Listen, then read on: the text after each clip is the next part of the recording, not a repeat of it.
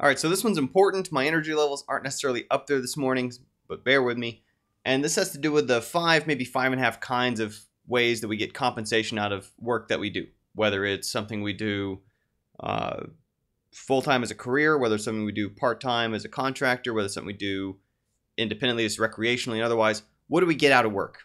Okay, and this is valuable for considering paths we want to go down, directions, goals we want to strive for, these kind of trade-offs that we make. And I'm surfacing these because occasionally what happens is somebody's not aware of thinking one of these, or they let one of them massively outweigh the others, and they wind up long-term in a weaker spot than they could have been if early on they've been accounting for these as different considerations. Now, the first form of compensation is absolutely the most visible, the most obvious, the one most people think about, sometimes the only one people think about. That is how much you're getting paid for something. That's the sheer money value of, X amount per job, per year, per month, per hour, however it works out for the kind of line of work that you're in. That's what that is. That's an important one that can't be discounted. That is something that for a lot of people's situation, obviously depending on the country you live in, that might have to do with also your medical security, your financial security, your housing ability, your ability to support family. All kinds of important factors come out of that. So none of this is to discount that is obviously still key, still central, especially long term. We're just going to talk about, though, how sometimes overemphasis on that at the expense of these other considerations may come out to ultimately not be the best strategy. It's sort of if you go too much too early, focusing on that. Second kind, actually, let's go right after that. When I said there's 5 or 5.5, that half is, let's go and call this 1.5, is that obviously part of compensation, depending on some kind of arrangements, is your other kinds of benefits. That depending on, especially if you're working full-time salary job someplace, sometimes the job comes with health insurance, dental insurance, vision insurance, access to a gym, other kinds of things that really those things can add up to hundreds of dollars of value per month for which you'd be paying otherwise if it wasn't through part of a group plan, if it wasn't being subsidized partly by the company, and a job with benefits and a job without benefits that's worth accounting for, even if it's not in that number of the payment compensation. Obviously, it makes a difference. So again, if you're not paying for it through there, you're probably paying for it on your own, and it can be more expensive if it's not through a company. But those are the most obvious ones, so we got those out of the way early. Second one actually has to do with your long-term positioning improvement, and this is something that actually was inspired by my second summer at EA. I thought it was pretty cool. Bing Gordon, company co-founder of Electronic Arts back from like early 80s, he was still at that time speaking to all the new hires, giving talks to the new hires, which I thought was incredible. Obviously, he's a busy guy, a valuable person. And again, I'm not friends with him. I don't know him personally. He probably doesn't remember me. Not a shot.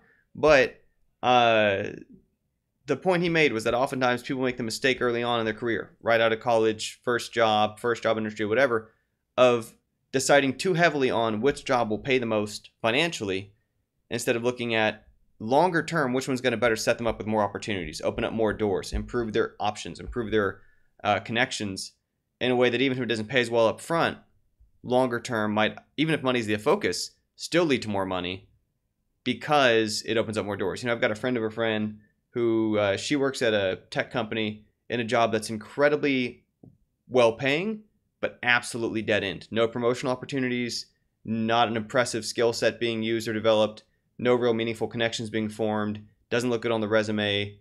Really, she's partly being compensated for the fact that she's not developing herself or her future opportunities. So again, near term, she might make more money doing that. Long term, if that company winds up not needing her for that role anymore, it's not going to help her get any other better role. She's going to actually probably be taking a step back in income and in control and just in general, it's going to be a tough transition into any other kind of work. That long term, that might not be the trade-off people will make if they're weighing that these are considerations. This is also a thing that we look at where, if we picture, obviously you do work at college or in an educational pathway, you can almost think of that as a case where it's a trade-off between essentially negative compensation, you're paying into a school, into a university, whatever, training program, in exchange for really a focus on that second element of improving future opportunities. And that's part of why people make that trade-off, right? That especially early on, it can be a good investment if it, again, opens more doors, develops their skills, makes them more marketable. Those are kind of considerations that, especially first few hops in a career path, can make a big difference in long term. Whether they're trying to seek investing funding, whether they're trying to land a job at some bigger company, whatever it might be, that's another consideration to weigh as to what's going to open more doors, create more conversations, build your network, whatever, in a way that might have some real monetary trade-offs. Third kind of factor And this one that I think people all intrinsically know that we want and acknowledge there's a trade-off about, but sometimes don't think is as flexible as it is in terms of when we size up paths and goals. And that's just personal fulfillment that we find out of work. That, and this, like any of these, there's no one right size fits all. There's no single right answer for everybody. But there's some kinds of work that certain kind of people feel happier doing, or feel more satisfied doing, feels more ethical, feels more in line with their principles and values, feels more like how they'd want to do things. And there's often a trade-off there of that work can be extra competitive to get to. And so it may not pay as well.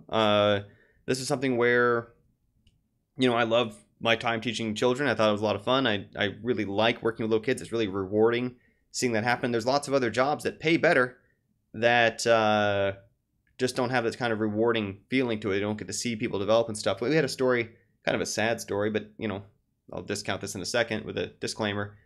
Back in my hometown, St. Joe, we had a high school teacher. Great teacher. Everyone loved her. She was friendly to all the students, very effective at teaching. But, the nature of public high school pay, she wasn't making a lot of money. And so she actually quit teaching to become a truck driver because, 18-wheeler rigs on the highway, because she knows it's going to pay her better. And, that's something that the work is not as rewarding. It requires being away from home a lot, which a lot of people don't want to do or can't do. But it was the trade-off she had to make for earning more money doing that. And I've got family members who are truck drivers, and this isn't anything bad about that profession. It's to say that it's something which many people find less fulfilling but pays better. Now, that said, there are people my dad, for example, loves time on the road. He's done a lot of travel for his work. He's not a truck driver. He does some regional management kind of stuff, but actually kind of liked that time on the road by himself, kind of thinking, listening to audiobooks and traveling, meeting different kind of people. And so, for some people, that line of work can be a better fit. But it is to say, in these considerations of the work, it's the same reason why, you'll meet a lot of people, we're talking about game industry careers, who will talk about, you take the same kind of skill set in 2D art, in animation, in programming, in not level design so much, interface design, in project management, business, marketing, whatever. You take any one of those professions and you take basically that same skill set and you put it outside the game industry into general software, into Apple, Google, Microsoft, non-games division. The same kind of work probably usually pays better.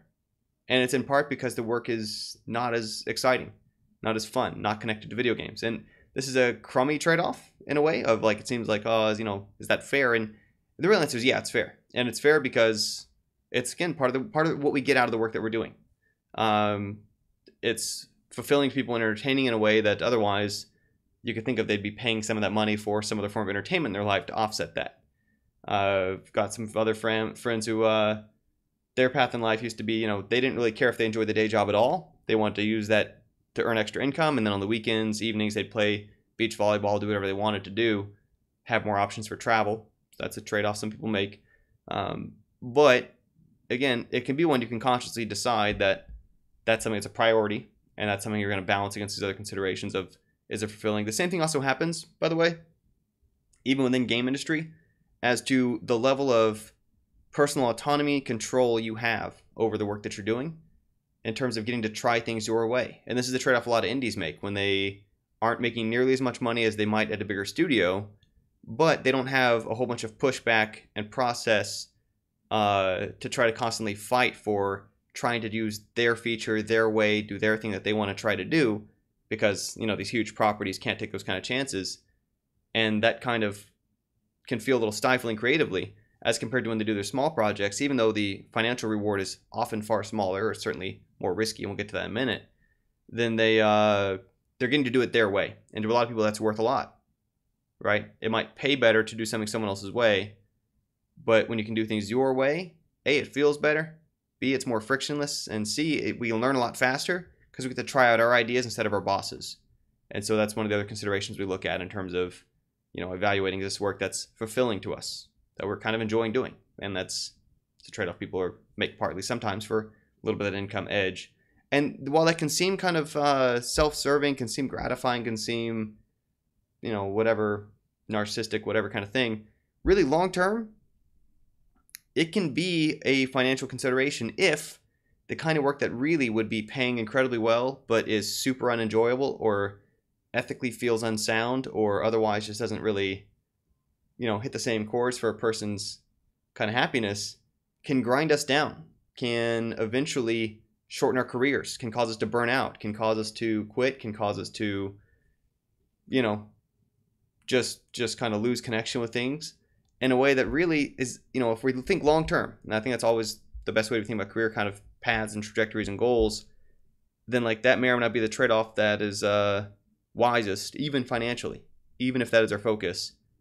You know, if I can only do the work for 5-10 years before I'm out, then not necessarily the way I'd want to steer.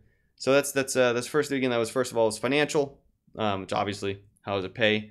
And they kind of stuck in the 1.5 in there for benefits and other things connected to the compensation package. Then there was number 2 was how does it help our connections, our benefits, our platform, our future positioning for future opportunities, network and all that. Third, that was self sort of enjoyment, fulfillment that we find out of the work.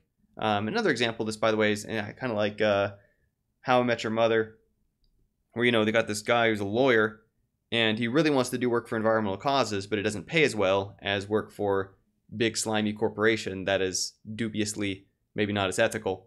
And those kind of trade-offs come off all the time, not just in lawyer work, but in all kinds for programmers. You know, I know guys who got a PhD in robotics, and he said like his options seemed like it was game AI or defense contractors. And not that he's got anything wrong with the military or, you know, men in service doing what they got to do, men and women in service and all that, but he decided that for him, he'd rather make less money doing game AI stuff with his robotics knowledge than defense contractors aiming weapons at people autonomously and other things, which we understand the work's got to get done. It's about personal choices of what you feel right doing. He knows that doesn't pay as well as defense work. It's a choice to make.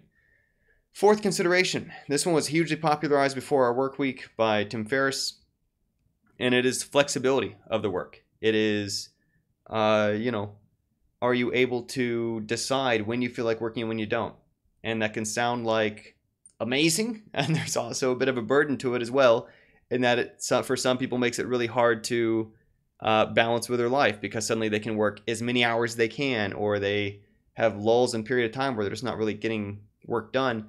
And this is the same sort of thing that freelancers or contract people who juggle contract gigs, you know, paid per project, do a lot of remote work, paid for the tasking done, not per hour or whatever. Some people kind of enjoy this. Certainly it's a personality type. It involves a lot of hustle in terms of constantly finding more work for it. It's the same sort of thing that actually Uber drivers really enjoy. You know, I take Lyfts or Ubers oftentimes when I'm traveling, and part of what a lot of them enjoy about it is that, like, if they need to, you know, I got this one guy who's applying to be an actor and goes to auditions and stuff. When there's a role he has to prepare for, he just stops driving and then just starts focusing on preparing for that gig. And he likes that, you know, when he needs some extra cash, turns on his thing more often. When he needs a little less, turns it down. Now, I'm not saying that either one of those are a great deal. I'm not promoting either one of those businesses. I am saying that is an aspect of the same kind of satisfaction that some people find they like out of doing freelance work in game industry or out of it. Could be copywriting text, could be editing videos for people, could be all kinds of work this isn't just game programming. I've obviously done contract work for level design, game design, tuning for multiplayer, all kinds of that kind of stuff, writing game design documents. But that's another kind of consideration as to the flexibility factor of, you know, is it anybody else's business what times of day I work, how often I work, which days I work? And, you know, that's something that has value to it. There's a lot of people willing to make less money if it means they get more flexibility. And so that's sometimes a trade-off we look at. May or not actually amount to fewer hours, but in terms of not having to be on somebody else's schedule, there's some benefits to that. So that's the fourth, that flexibility consideration. The fifth factor is risk. This is one which, especially if you are only ever on the sort of employee side, is partly mitigated by the nature of business in terms of, you know, they're trying to as best they can account for those four other factors somehow or another, and at the end of the day paying some monetary number. But that risk factor also comes up if you're ever starting a business, if you're making your own solo project, in which case you're effectively starting a business if you're trying to sell it. If you are, for that matter, getting even employment jobs at a startup or some other kind of newer company where potentially some part of the work might be some sort of option, some sort of stock, some sort of partial access to revenues or something, however it's arranged for your given setup. And again, that's where risk, there's people who have a high tolerance for risk, people have a low tolerance for risk. Some people really want to be able to predictably budget around a known value coming out of it. Other people know that, okay, well, maybe near term I'm getting paid less for doing this, but long term it might uptick, or long term it really might, yield dividends or something for years.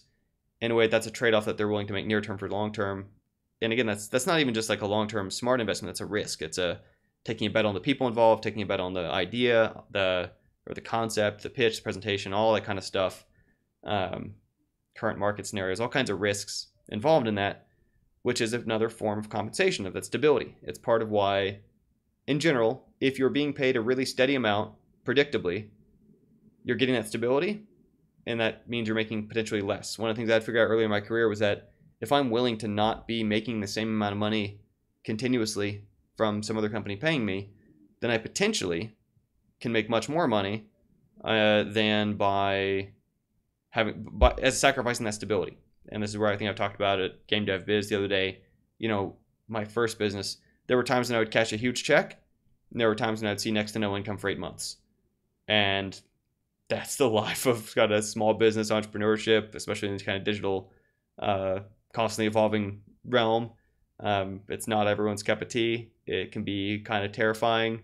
Some people prefer to be insulated against that kind of risk, but it's another factor you can weigh between those. So again, looking at this 5.5. Number one, compensation, the actual money amount, which we often just call compensation, how much is being paid. Kind of 1.5 stuck in there is the benefits package, if it's relevant, if it's applied, if it fits there. One of those trade-offs, right, of the flexibility of being a freelancer is typically there are no benefits whatsoever, in a way that if you're on a more stable environment without the flexibility, working for somebody else more often involves benefits depending on the line of work. We got long-term career opportunity development in terms of how much it improves your future options. We've got personal fulfillment in terms of, is this something you enjoy doing? You're getting into it your way. You feel good about the work and how it's being done. We've got the flexibility in terms of timing control. You can decide when you work, when you don't, how much you do, how much you don't, usually in proportion to the actual income coming out of it. And then fifth is the risk factor in terms of whether or not you are insulated from risk, taking all the risk, sharing part of the risk, or so on. And I'll say lastly on that risk factor, this is something that I had actually been surprised about when, I think naively, before I got into games as a business, I had kind of assumed like everyone just seemed fair, that if a game did well, people should get paid better. If a game didn't do well, then people, whatever, don't get paid extra. And that just seemed kind of intuitive as someone from outside the industry. When I actually got into a big company, and part of what happened, I think it was my third year out there, they were having a shift internally to say that, okay, well, if a game team does well, then they're going to pass on bonuses to people who worked on that team. And these are huge teams. These are 100, 200 person teams. And a lot of the employees, especially the veteran ones, are pretty furious about this. In a way that I was like, well, it just seems commonsensical. Why don't they want to get paid better if the game does well? And what a bunch of them pointed out was on teams of that scale, most of them don't have any say over which team they're on. So that's crummy if they get put on the team, that's not, the Simpsons franchise or Command & Conquer or Medal of Honor or whatever it was, GoldenEye, whatnot.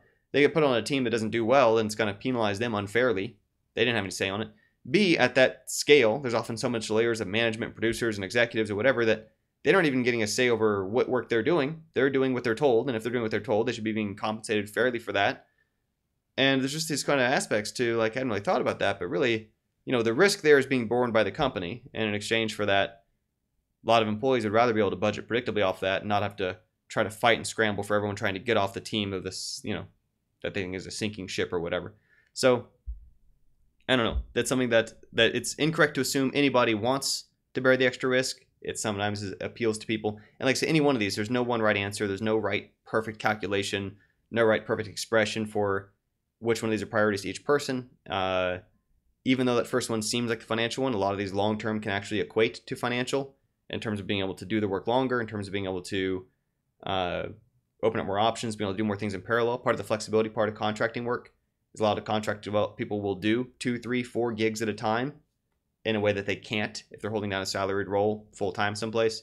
So anyway, those are kind of considerations to look at when we're kind of weighing different pathways, whether it's in games or out of games, and educational goals and what we're getting out of those kind of things. It's also why, and let me just pull back from all that to mention when we look at things like, okay, why would someone do game development for free? And I saw someone online say, like, why does someone do a game development for free? Which to me seems batty, since I've spent most of my life making games recreationally before I was doing it as an educator, before I was doing it professionally, whatever. It's like telling people, like, why would someone dance for free? Just because somebody's a professional dancer doesn't mean nobody else in the world should get to. Something we can do for enjoyment, like painting or playing an instrument or writing stories or anything else we enjoy doing. But it's really because when we develop games for free, recreationally, or just for our own practice, even though we are clearly not being paid for it directly, it is in fact still expanding our future opportunities, right? If we're doing it with a team, it's expanding our connections. So in that sense, it's getting some of the same benefit, obviously to not the same degree, as we get out of going to an educational pathway like university or something. A lot of what happens at university anymore is they actually just assign those projects and let those mechanics work in terms of people meeting each other, practicing the skills, learning off YouTube, whatever. Making your own projects is very fulfilling. It means we get to do things our way. It means that we are not having to do what the boss tells us, not having to do it the boss's way. You know, the musician decides how the music sounds, the artist decides how the art looks, level designer decides how levels look and all that. Coder decides what style, structure, architecture they want to use and how they want to try it, learning their lessons, trying out their ideas. It's incredibly flexible, right? If it's something that's 1 hour a week, 10 hours a week, 30 hours a week, 0 hours some weeks, whatever flexibility someone wants to put into it, we have total flexibility over our personal projects in a way that we typically don't for outside work. Even if we're contractors, we're still using sort of minimum or deadlines kind of put in place. And then, you know, risk-wise, depending how we go about it, people have a high risk tolerance. They're investing financially in their projects, hoping it's going to pay off longer term. A lot of us, too, we keep risk zero by just spending nothing on our recreational games, not buying assets, not paying contract stuff, just purely just recreational volunteer stuff for fun, stuff for practice, in which case then it's zero risk. So all told, even though it's not paying directly, it is potentially improving long-term connections, it is fulfilling to us, it is ultimately flexible and has necessarily zero risk if done the right way. All that doesn't seem like such a bad deal, but that's part of why a lot of us make games, even if the games we're making aren't paying directly. That's what a lot of us are getting out of it in terms of the forms of compensation. It's low in the one that people first notice, but it's really high in the other four. It's a thing worth considering, thinking about. Anyway, it's probably the last video I'm recording before I travel out. My wedding is coming up very soon, so tomorrow's rehearsal dinners and stuff. Rehearsal before that, and then actual wedding on Saturday. Followed by a couple weeks away, we'll be traveling for honeymoon, so excited for that. As I mentioned in the previous videos, I'm going to be releasing some podcast episodes republished to this YouTube platform. You know, it's going to reach different kind of people. I've been doing these podcast interviews since 2015, mid-2015. And there's going to be some highlight episodes just coming out daily, being posted on YouTube. Audio only, but, you know, I know it's going to hopefully help people out there. Some other stories of game developers at different scales, experience levels, styles, backgrounds, goals, to help better hear fit for what may or may not be relevant to the path they want to take. Or just curious to hear some stories, meet some new people. You know, interesting folks. Anyway, thank you as always for tuning in. Yeah, I guess I will see y'all in a couple of weeks when I'm married. And until then, I'll have some podcast episodes being redeployed to this channel for a little bit until then. Bye for now.